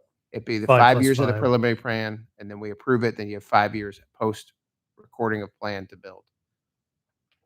Under a final land development approval. So Right. if I'm understanding this, if the board next month were to retract the final plan approval, grant only preliminary, You have 5 they years have 5 years to To- act on that preliminary. to go from preliminary to final. And then once you go to preliminary to final and you record, you have 5 years to build it. I didn't know you had another 5. Yeah. Fine. So, and I'm not, everybody had a great conversation with Butch during the break about costs sort of changing everybody's perspective right now. So this extension is just a pro forma extension because you're running up on the recording deadline now because of the approval that was granted in I think it December. ends Tomorrow, it So does. if you don't grant the extension tonight, the plan is gone. It's Okay. All right. And just I don't know if it was discussed or not, but once the final plan needs to be recorded, they have to post security, they have to, so it Yep. eliminates that requirement. Okay. I'm just. And I've reviewed this. I didn't have any issues with it. Township staff and We had no issues. HR, you did not have any issues with this request. Okay, well, that's good. I guess my only question is, and this is, I guess, really for you to consider, but is the plan, is there a shelf life on this plan? Is in other words, the technology changes, it evolves. If you're saying I'm going to build it in 5 to 10 years, is the plan even appropriate anymore? I don't know. I mean, the plan moving forward with ASRS it was a rush. I mean, we put that in front of wastewater, which you approved earlier tonight, because the plan was to get ASRS constructed before wastewater. And we knew these two projects were coming in around the same time, so we purposely separated them for that reason. Wastewater was going to be a little bit further down the road, and due to the economy, and I don't know the specifics as to why they are not billing it now in terms of costs. What I've been told by Sam Adams is because of costs, they're not building it, and they don't know if or when they would build it in the future. And what we talked about is, well, that's kind of a bummer. You spent a lot of money, you paid us a lot of money to engineer that and paid all these review fees. It's a shame just to let all that go by the wayside. So we talked to the staff, like, what would a preliminary plan approval only look like? And it essentially buys Sam Adams 5 years to act on that plan. So that was like the best we could come up with as their consultant to salvage something. Yep. I get it. Okay. All right, thank you. Julian? No, that makes sense to me. Okay. Yeah. Anyone from the public have any comments or concerns? We can move to a vote. All those in favor of the motion authorizing extension of time limitation for the recording of docket 2394 to August 1, 2026, signify by saying aye. Aye. Any opposed? That passes. Thank you. Appreciate it. Motion C, authorizing the township secretary to vote on the 2026 PSATS resolutions. Jasmine. Thank you once again, Mr. Chairman. Every year, the township does select a voting delegate for the 2026 PSATS annual conference. This year, the business session will be held on April 21st, and I am before you requesting authorization to vote on behalf of the township based on the executive memo that was sent to us on March 13th, 2026. Okay, I'll make a motion supporting the PSAS 2026 proposed resolutions and authorizing the township secretary to vote on behalf of the township based on the executive director's memo dated March 13th, 2026. I'll second that. Thanks, Sonny. Yep. Questions, Julian? No. Sonny? No questions. None from me either. Anybody have any questions on the PSATS resolutions? Seeing none, we can move to vote. All those in favor of the motion supporting the 2026 PSAT resolutions and authorizing Jasmine to vote on our behalf at that meeting, signify by saying aye. Aye. Aye. Any opposed? Looking forward to seeing you wave the flag and vote. Congratulations. Thank you, Mr. Chairman. Now it's time for everyone's favorite part. Part one, we get to hear from Scott Faust. Motion D, awarding the 2026 lawn mowing contract. Yes, Thank sir. Thank you, Mr. Chairman. The township went out to bid for mowing some of our detention ponds on March 26th. We opened them with 6 bids, and the lowest bid was PA Lawn and Landscaping LLC at $18,900. I propose a motion to award the bid for the 2026 lawn mowing contract to PA Lawn and Landscape LLC at a cost of $18,900. I'll second the motion. Thanks, Sonny. Anything else from you, Scott? Any other issues you have? You want to talk about the mowers they're using, I'll anything be like talking that? in a few minutes. I have another one. So you got nothing else for this one? No. Questions or concerns from the board? Sonny? No, that's pretty straightforward. Julie? No questions. Anyone from the audience worried about this bid? We can move to a vote. All those in favor of the motion to award the bid for the 2026 lawn mowing contract to PA Lawn and Landscaping LLC at a cost of $18,900, signify by saying aye. Aye. That passes 3-0. Thank you, Scott. Motion E, approving the Park and Recreation Board recommendations to officially name our township parks. Ryan. Thank you, Mr. Chairman. Last year, as you remember, when we replace playground equipment and add amenities to what is now K-Brook Green Hills Park. We found there were multiple names, and we made the recommendation to make an official name to that park. Part of our recommendations from our comprehensive park rec open space plan is wayfinding signage and entryway signage at all of our other parks. And in talking with the Park and Rec Board, they want to recommend the official naming of that list of parks to move that plan forward. I'll make a motion to approve the Park and Recreation Board recommendations to officially name the following township parks: Apple Park, Blue Barn Park, Grange Park, Lone Lane Park, Ricky Park, and Route 100 Park. Is there a second for that? I second that. Thank you, Julian. Questions or concerns? Julian? No. Sonny? No, there's no questions or concerns. I was going to say something, but I decided not to. Yes. All right. Discretion being the better part of valor. Anyone Yes. from the audience have any concerns about the park names? Seeing none, we can move to vote. All those in favor of the motion to approve the Park and Recreation Board recommendations regarding the naming of township parks, signify by saying aye. Aye. Aye. That passes 3-0. Thank you, Ryan. Part 2 of everyone's favorite part of the agenda. Scott Faust talking about the authorization of the sale of a 2008 Lee Boy 8510T asphalt paver. Thank you, Mr. Chairman. The township purchased a new paver this year, and North Whitehall, they would buy ours 2008 Lee Boy for $45,000. Is it? I could read that on my I- paper. I- You're not giving me any flavor here, Scott. What color is it? Yellow.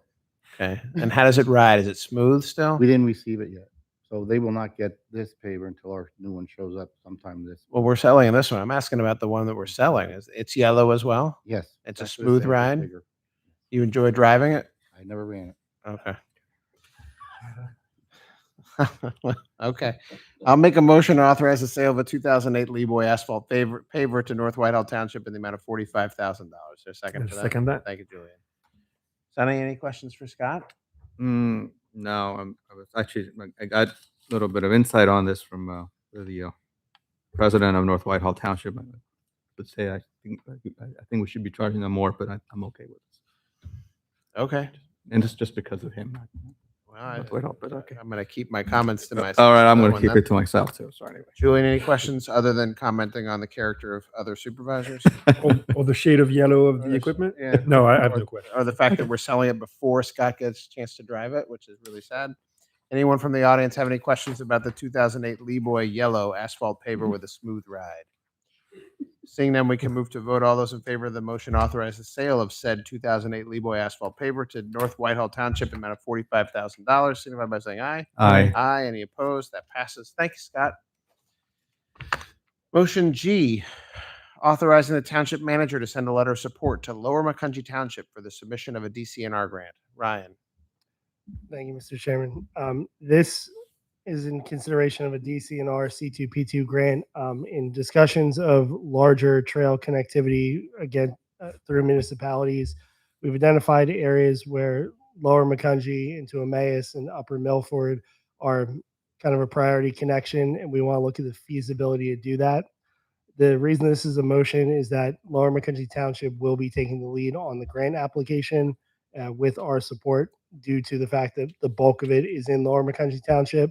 But to connect our kind of Bryansville area down into Lower Macungie, we are going to show our support proportionally with this grant application. And so I'll make a motion to authorize the township manager to send a letter of support to Lower Macungie Township for the submission of the Pennsylvania Department of Conservation and Natural Resource Community Conservation Partnerships Program grant for the completion of a feasibility study for the Western Lehigh Greenway Trail and agreeing to financially support the grant with a proportional amount of matching funds. I'll second that. Thank you, Sonny. Questions or concerns? Julian? No. Sonny?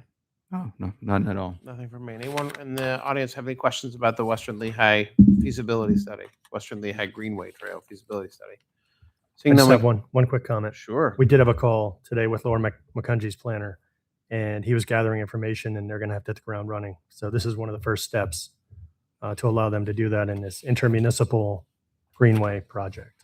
Okay. I have a question about who you actually talked to, but we'll do that off the record. Okay.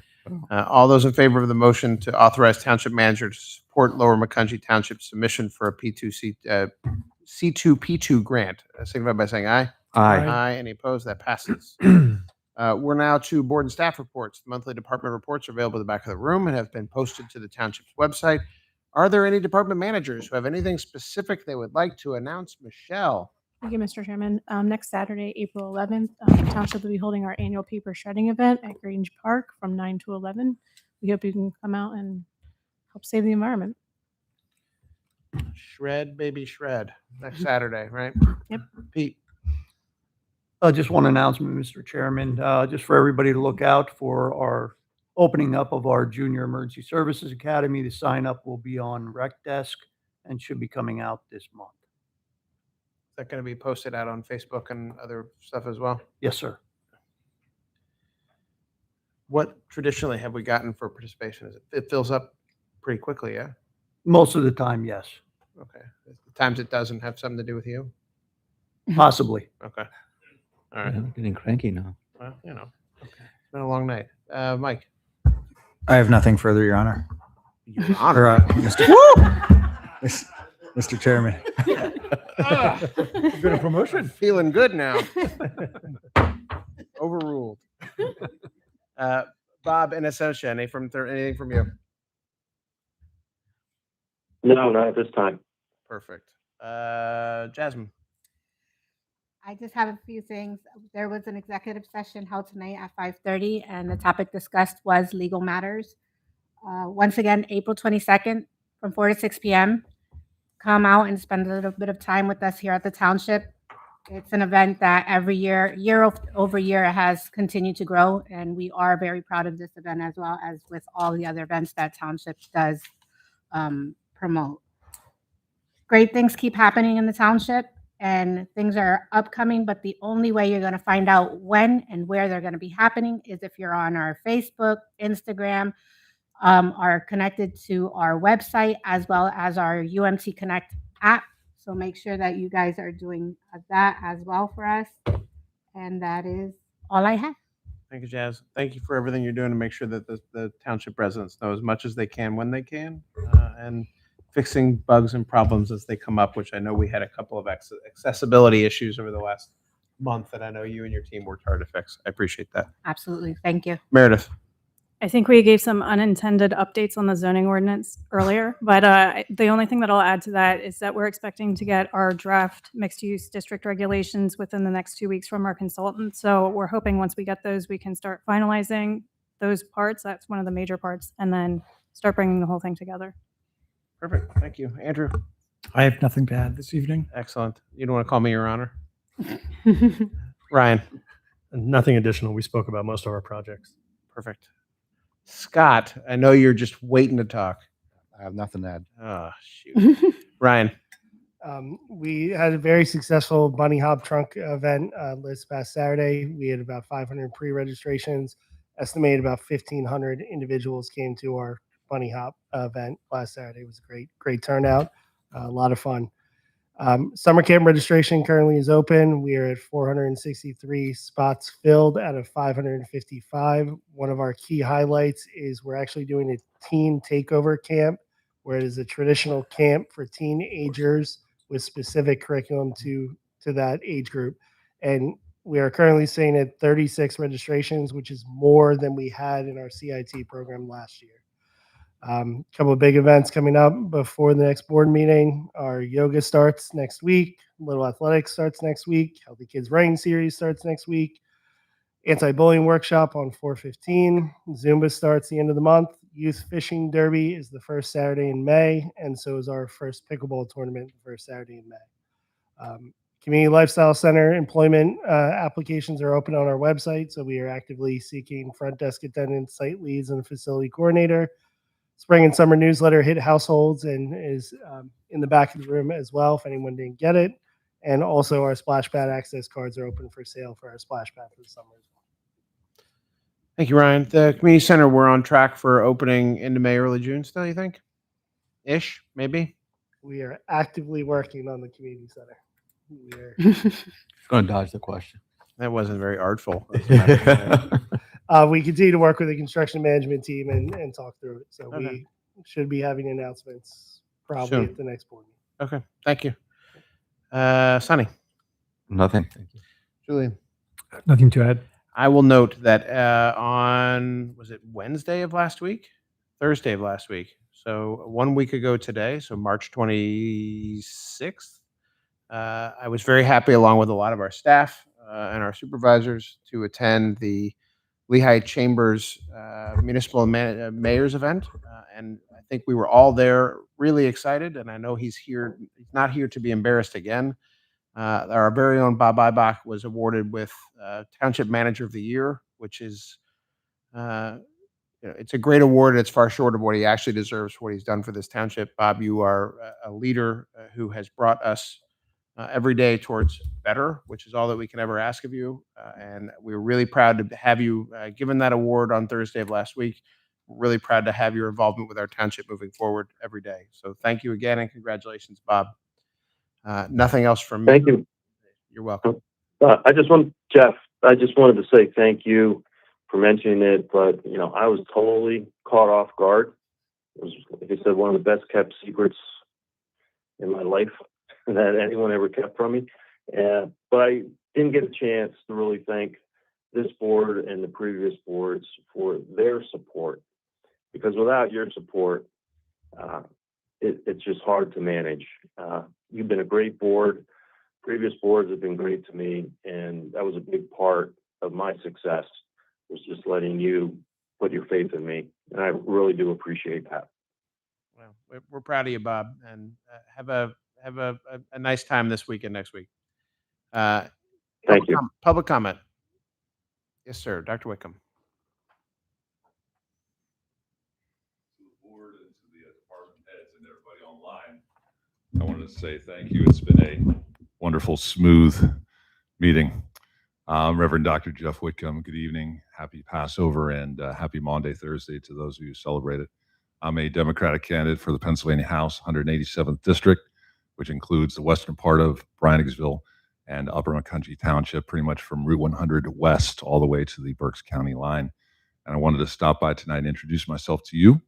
And I also wanted to ask you, aside from the things that are going on with the Eli Lilly plant construction and everything else that's happening, what are the things that you want from your state government? What are the things that are important to you and that you would like to have or not have from state government, sir? That's a tough one. Pretty broad. Yes, sir. I'd like to have more money in my pocket every day. If you can see that it's there. Sonny, you got anything you want to? I was going to actually just say, you saw all of the development we have going on. We've got a new fire station, police station, administrative building, community center. It's all reflective of our growth. But yeah, we could use some of that grant money. Also, the trail and connectivity plans. There's just a lot going on, and I think it's an indication of that people want to live here, and we're seeing a lot of growth in the jobs that are coming here, also bringing the people. But with all of those things come a little bit of help too sometimes. So we would, and so whoever wins that race, and we would appreciate partnering with whoever it is to bring some of that assistance over to our township. Thank you, Julian. I'll second that. Man of many words. Thank you, Dr. Wickham. Good luck to you. Thank you. Anyone else for public comment? Lisa. Hello, again, I'm Lisa. So one of the things I would like to know how to do, I would start it myself, I just need to know how to go about it, is pollution. I think that our township has a real problem in certain areas specifically. And one is the north side of Blue Barn Road. And another one is the on and off ramps of 22 and 100. There's just an awful lot of garbage in those areas. And I think somebody needs to take the initiative and do something about it. And I'm willing to be that person, but I need some help on how to go about doing that. And maybe, if I can get some supplies to do it as well, whatever it takes. I think some of the state roads, we have to be a little bit careful, but and some of those are really some high traffic areas I that know, we have we want you, protection we is a want, big we key, want you to be right. very careful. Yeah. Bob, are you able to guide Lisa some way about who in the township she can talk to about this? Is it Scott? Actually, Jasmine and I had talked about, I think Cal was here, starting about an adopt the highway, but adopt the township road, similar to the state program. So if she just gives her contact information to Jasmine, one of us will reach out to her. We'll help her. So Lisa meet Jasmine, Jasmine meet Lisa. I'll talk to you after. Absolutely.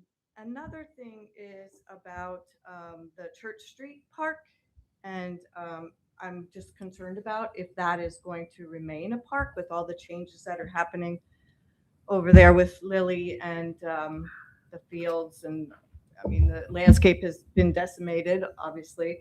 All the trees are gone. So I'm concerned about that little park that's there. And if it's going to remain a park, obviously, and then if it is, which I would love to see it remain, can we maybe make some improvements there? Like there's no parking. There was parking, but that was eliminated by Jandal, I'd say. And also maybe some swing sets, something like that. Ryan, is that something you know about?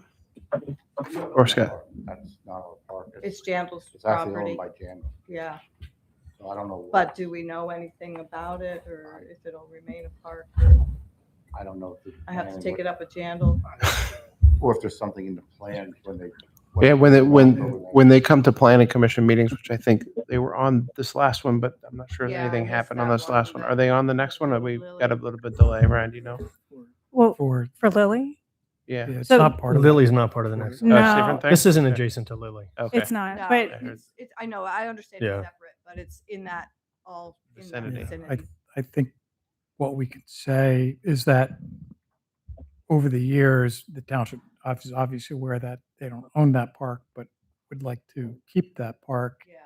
Whether, if that area that Fogelsville would develop, that may or may not remain, depending on what the development plans look like, but we would want a replacement, acreage in that same area to accommodate the people of Fogelsville and any new development. And I don't know, I think we've expressed that to the landowner, and I don't think we've received any objection to that.